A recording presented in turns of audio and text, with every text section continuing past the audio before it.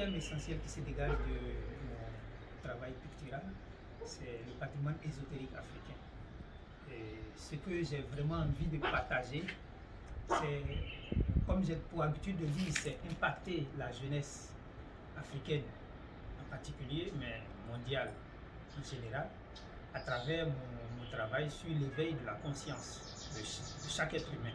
Parce que nous sommes tous des êtres humains imbriqués les uns envers les autres, et donc nous devons partager notre sensibilité, notre manière de penser. Et je sais qu'il y a une pensée typique à l'Afrique, et c'est ce que je veux promouvoir à travers mon travail. Et partager ça, comme nous parlons aujourd'hui de mondialisation et de globalisation, voilà, et c'est ça foncièrement qui se dégage dans mon travail.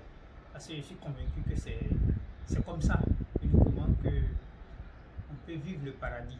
La planète nous appartient à nous tous, c'est notre héritage, donc nous devons la sauvegarder. La sauvegarder, c'est de permettre à chacun d'exprimer son point de vue, sa conscience. Et donc la conscience africaine a besoin d'être exprimée, elle a besoin de promotion, elle a besoin de partage, elle a besoin d'être visible envers les autres. Je vous donne une image simple, à travers la toile elle-même, une peinture. Vous ne pouvez pas demander au noir d'exprimer le bleu, comme vous ne pouvez pas demander au rouge d'exprimer le jaune. C'est parce que le jaune exprime le jaune que le rouge exprime le rouge, que le blanc va exprimer le blanc. C'est cette harmonie-là qui fait qu'on a une belle lecture et qu'on aime le tableau. Voilà ce que je voulais dire sur ça.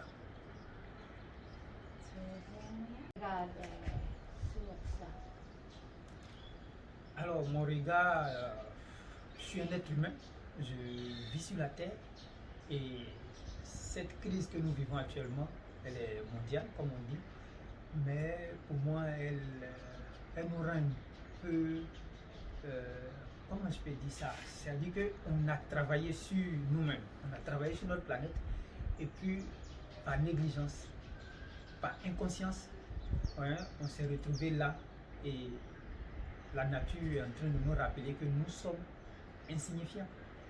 Hein? On a fait du mal aux fourmis, on a fait du mal aux animaux, on a fait du mal à la planète sans se soucier que c'est des consciences, c'est des êtres vivants comme nous. Aujourd'hui, avec la situation, on voit que nous-mêmes là, on est carrément insignifiants. On est cloîtrés dans nos maisons, c'est des animaux qui sont libres, qui se promènent.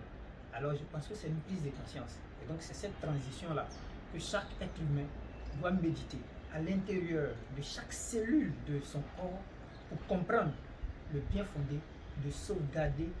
Nous n'avons rien créé de toute façon. Donc il faut sauvegarder toutes les consciences et toutes les formes de vie. Il faut les préserver. De toute façon, c'est notre banque énergétique puisqu'on les consomme. Et après la Terre nous consomme. Parce que c'est comme ça que ça fonctionne. Et donc il faut préserver toute forme de vie. Donc ce que je voulais dire essentiellement, c'est que l'être humain doit prendre conscience actuellement de sa petitesse, ce qui va lui donner la conscience de grandir dans l'humanité. Voilà ce que je veux dire.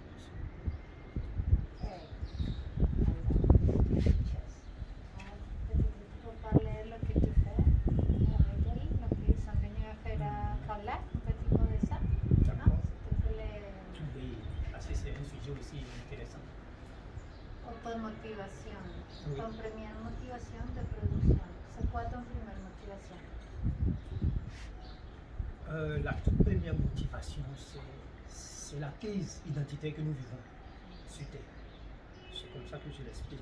C'est une crise identitaire parce que chacun de nous ne se reconnaît plus.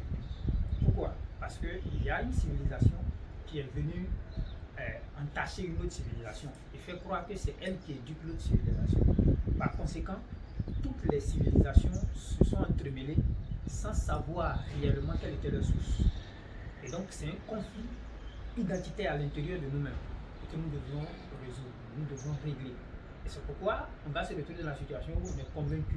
Si vous prenez pour la jeunesse africaine, elle est convaincue que son futur se trouve ailleurs. C'est l'autre côté, c'est là-bas que je peux retrouver mon essentiel. Alors que l'essentiel de soi-même, c'est à l'intérieur de soi. Et donc il faut renouer avec son identité.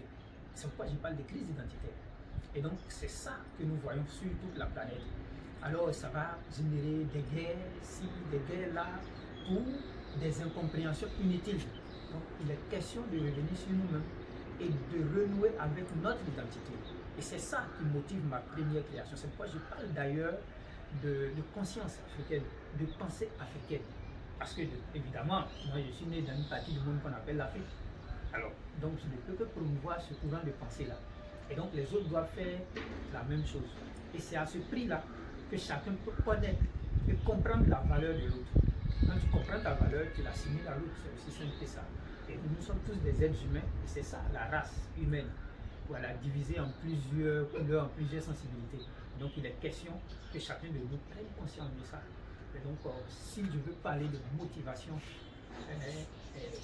primaire dans ma création, c'est ça essentiel. Tu penses que la crise que tu dis c'est une question panafricaine, tu as dit mondiale, mais tu penses que se va pour toute l'Afrique, ou spécifiquement ivoirienne? C'est un peu difficile de comprendre. Je décris la chose comme,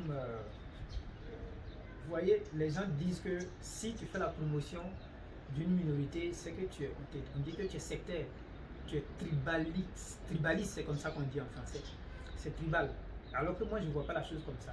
Je suis convaincu d'une seule chose, qu'à partir du moment où tu réalises qu'il y a un groupe à côté et que tu fais sa promotion, en fait tu fais la promotion de l'humain. Et donc je suis convaincu que si je fais la promotion de mon ethnie, qui est Waoulé, pas Baoulé, le terme usuel c'est Baoulé, mais c'est Waoulé, de la Côte d'Ivoire. Vous voyez, à partir de ce moment-là, je suis en train de faire la promotion de l'humain. Parce que la Côte d'Ivoire se trouve en Afrique, l'Afrique se trouve sur la planète Terre. C'est comme ça que je comprends la chose. Alors, donc faire la promotion d'une minorité, c'est faire la promotion de la majorité. C'est comme ça que je comprends la chose.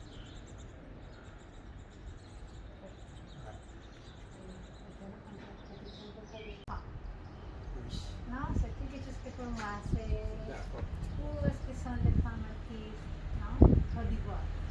C'est quoi le que tu vois qui se passe là-bas? Pourquoi il n'y a pas de si pas dans l'école, qu'est-ce qui se passe après?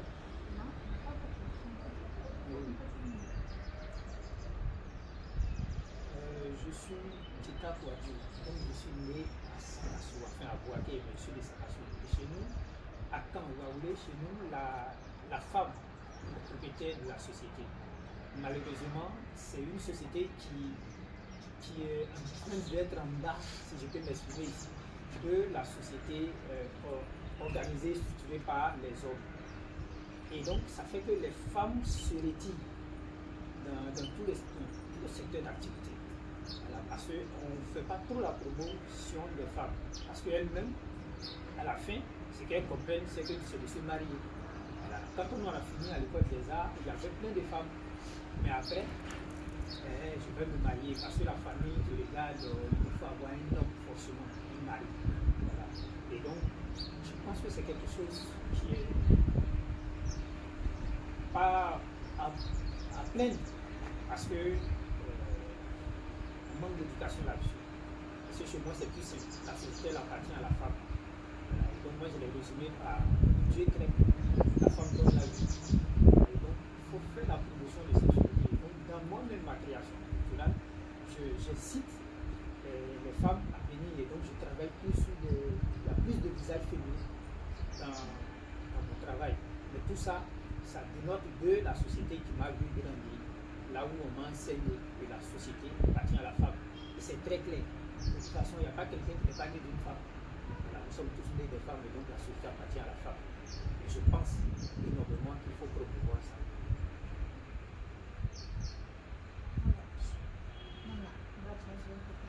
Un petit peu de spéculation. Qu'est-ce que tu penses qui va passer avec tous les milieux culturels, non?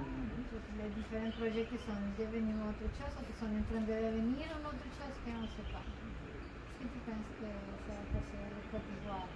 Si tu peux parler au niveau international, mais avec Côte d'Ivoire, comment est-ce que tu vois?